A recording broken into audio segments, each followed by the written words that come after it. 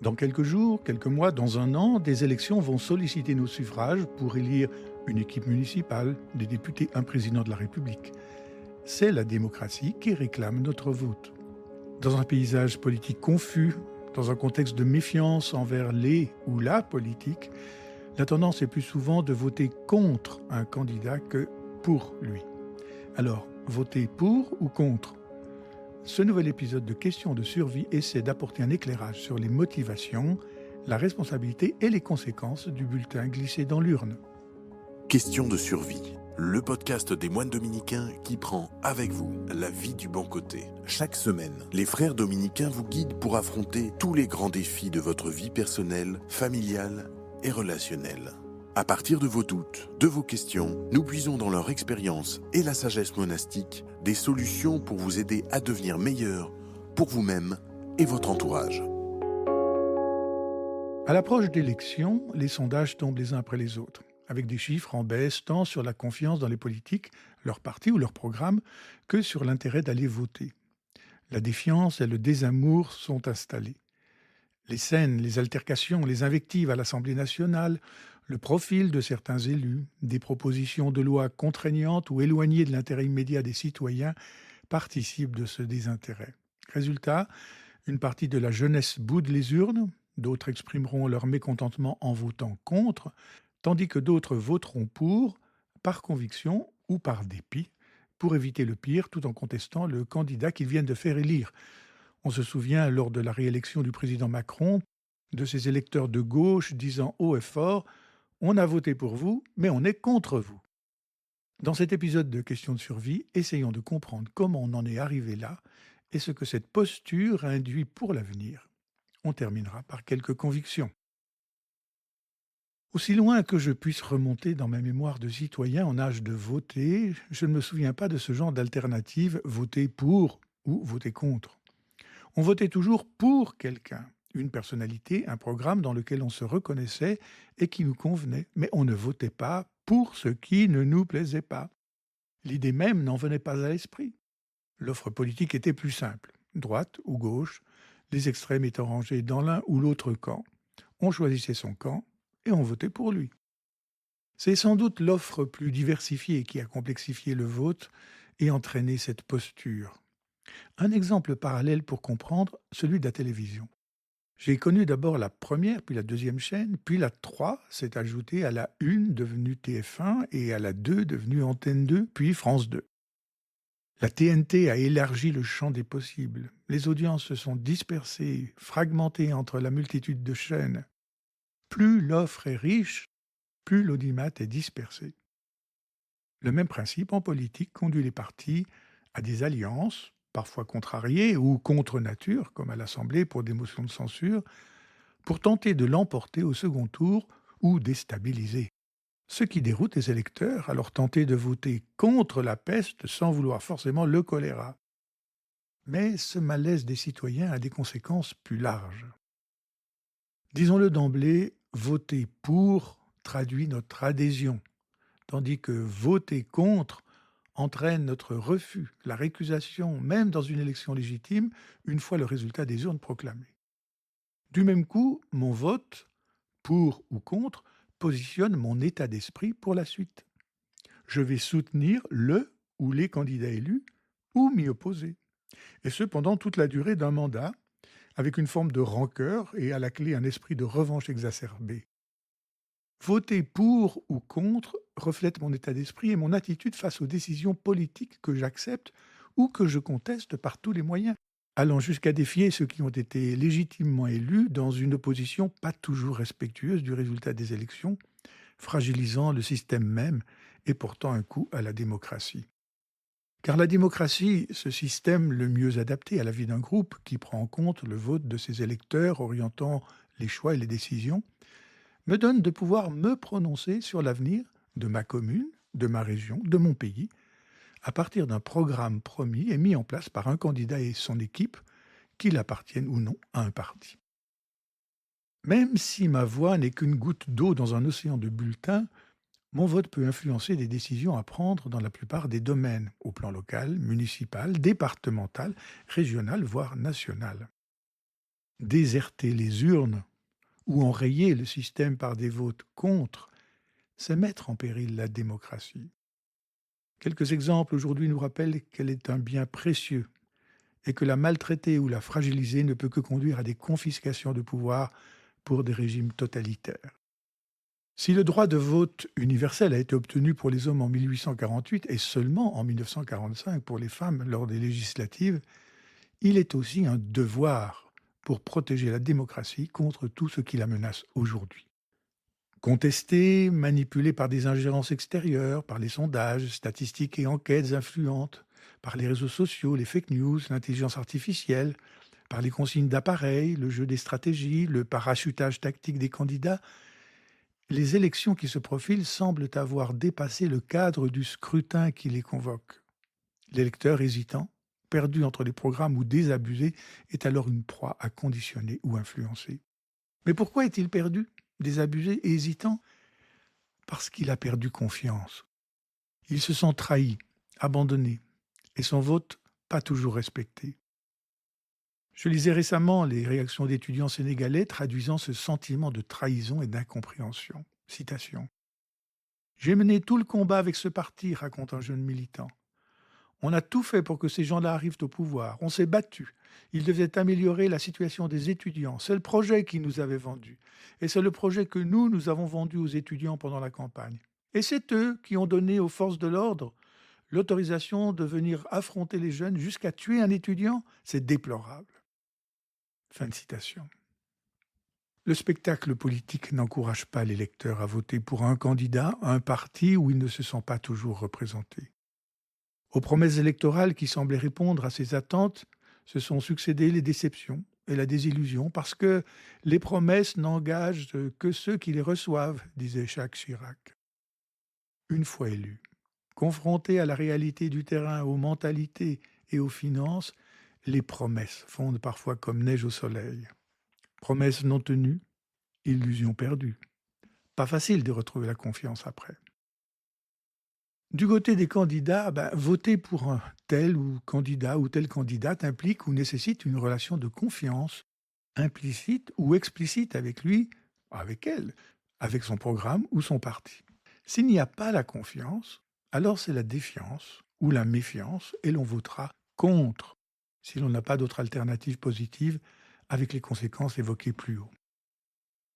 On attend des candidats engagés, soucieux des autres, qui font passer l'intérêt général avant le particulier, le sens commun avant le personnel. Je me souviens de cet ami, aux valeurs plutôt sociales et disons de gauche, qui avait écrit au maire de droite de sa ville pour demander que l'emplacement des 3 bacs collecteurs de déchets, de verre et d'emballage ne soit pas implanté en face de sa maison, en bordure du parc municipal. D'accord chez les autres, mais pas chez moi. Même si le candidat est lancé, puis lâché, et pour finir lynché selon une formule explicite, l'électeur plébiscite des candidats dévoués, exemplaires, autant que possible, pas nécessairement politiquement étiquetés. Une enquête révèle que les Français préfèrent largement un maire sans étiquette, dévoué à sa commune, issu de la société civile et jugé plus compétent pour régler les problèmes. La Bible dit-elle quelque chose là-dessus ? Eh bien non. Mais c'est l'Ancien Testament qui fournit des exemples de choix de dirigeants. C'est toujours Dieu qui les appelle, qui les désigne. Jacob, devenu Israël, dont les 12 fils dirigeront les 12 tribus d'Israël. Dans le buisson ardent, Dieu se révèle à Moïse et lui donne mission de faire sortir les Hébreux d'Égypte pour les guider jusque dans la terre promise. Mais devenu trop nombreux à gérer, c'est le beau-père de Moïse qui lui conseille de désigner des hommes de valeur, craignant Dieu, dignes de confiance, incorruptibles, et de les instituer officiers de milliers, officiers de centaines, de cinquantaines et de dizaines, pour juger le peuple en tout temps dans des affaires courantes. En Exode chapitre 18. Mais Moïse meurt avant d'entrer dans la terre promise et c'est Josué qui introduit le peuple en Canaan. À sa mort, les tribus rivalisent pour le leadership, mais leurs chefs successifs font ce qui déplaît au Seigneur, nous dit la Bible, et Dieu désigne alors des juges. Et puis le peuple réclame un roi, mais c'est Dieu qui le désigne et envoie les prophètes lui donner l'onction. Saül, puis David, enfin Salomon. Et peut-être faut-il réentendre ici la belle prière de Salomon. Dieu lui dit, demande-moi tout ce que tu veux et je te l'accorderai. Et Salomon demande un cœur attentif pour qu'il sache gouverner ton peuple et discerner le bien et le mal. Sans cela, comment gouverner ton peuple qui est si important ? Demande Salomon dans le premier livre des Rois au chapitre 3. Et oui, ce sont les qualités attendues de tout candidat se présentant au suffrage, savoir gouverner en discernant le bien et le mal. Dans l'Évangile, bien que l'on ait cherché à faire de lui un roi, Jésus s'est toujours dérobé. Son royaume n'est pas de ce monde. Et ils déchanteront ceux qui espéraient que c'était lui qui allait délivrer Israël. Luc 24. Ils n'auront vu qu'un condamné sur une croix, avec une couronne d'épines sur la tête, et que l'on a raillé en hurlant « Salut, roi des Juifs !» Jésus s'est bien gardé de se mêler de politique. « Rendez à César ce qui est à César, et à Dieu ce qui est à Dieu », a-t-il répondu à ceux qui voulaient lui tendre un piège, en Matthieu 22.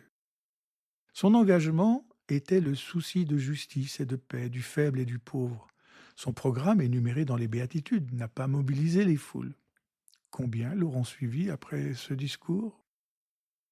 Cela ne veut pas dire que ses disciples, et donc nous aujourd'hui, n'avons pas à nous engager en politique ou à tenir notre rôle de citoyen, surtout dans une république à la laïcité exacerbée.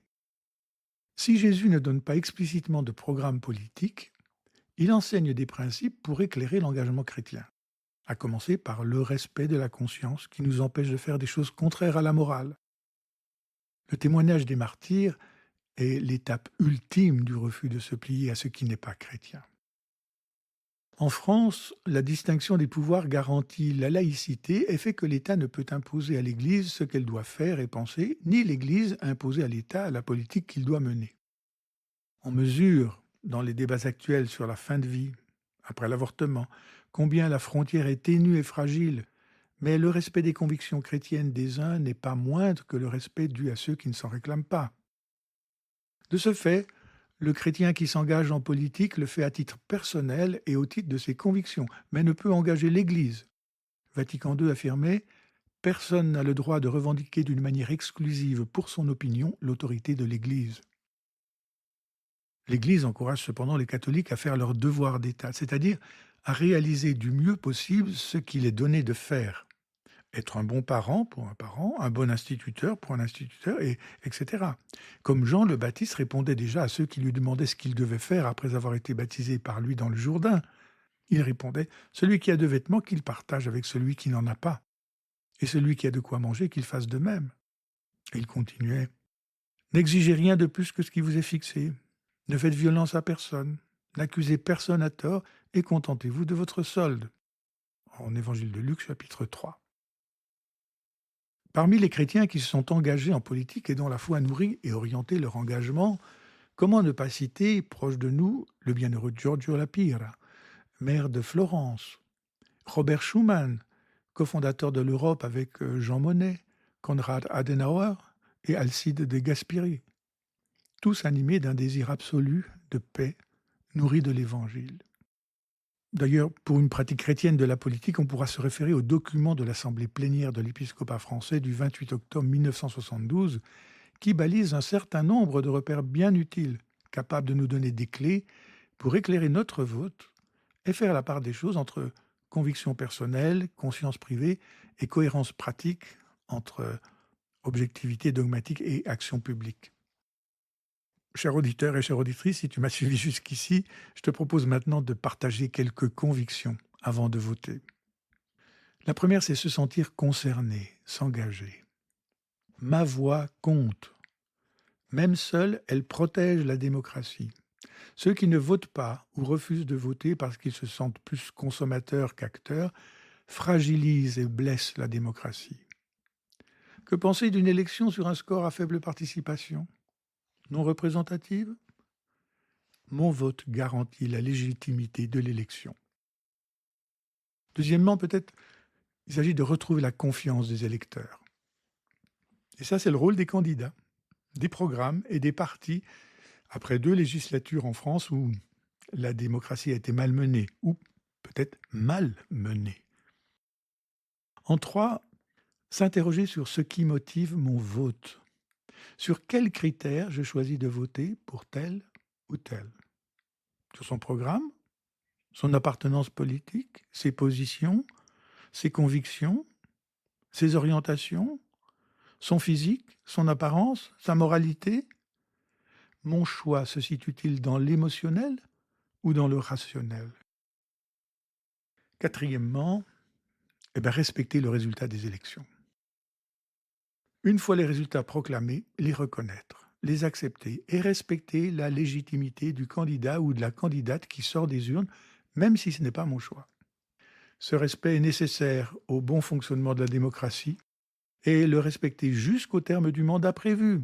On ne change pas les règles du jeu en cours de match ou de partie. Les institutions ont leur propre garde-fou en cas de dysfonctionnement en cours de mandat. Avant de nous quitter, tournons-nous vers le Seigneur, si tu veux bien, avec cette oraison tirée du bréviaire. Tu as voulu, Seigneur, que la puissance de l'Évangile travaille le monde à la manière d'un ferment.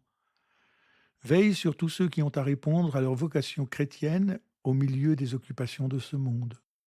Qu'ils cherchent toujours l'Esprit du Christ pour qu'en accomplissant leur tâche d'homme, ils travaillent à l'avènement de ton règne. Et que le Seigneur soit toujours avec toi. Au nom du Père, et du Fils, et du Saint-Esprit. Amen. Voilà, chers auditeurs et chères auditrices, merci de m'avoir écouté jusqu'au bout. J'espère que cet épisode t'aidera à bien considérer ton vote. Si c'est le cas, fais-le-moi savoir, partage-le et envoie-nous les sujets qui te préoccupent sur le site questiondesurvie.fr. Question au pluriel. Et à vendredi prochain pour un nouvel épisode. Si vous avez apprécié cet épisode, partagez-le à un ami. Et pour que les frères dominicains puissent aider davantage d'auditeurs, pensez à laisser 5 étoiles à ce podcast. À bientôt.